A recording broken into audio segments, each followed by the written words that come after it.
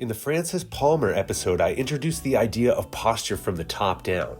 And what that really means is learning how to restore a good head position over your body.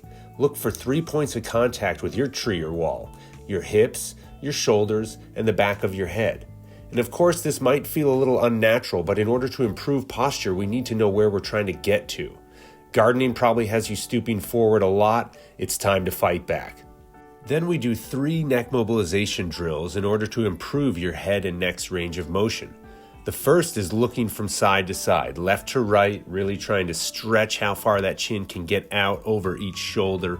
Remember, we want to be doing these drills from a good head position, so make sure you're channeling your inner tree as you do these.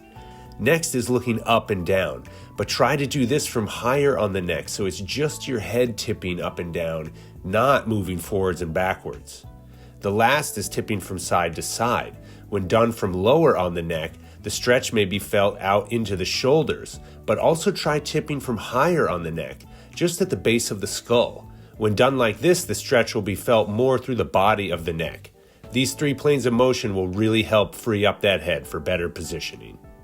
It's so interesting that you've isolated the neck versus the whole thing. It's really important. For sure. And I've never thought about my neck, really, and posture.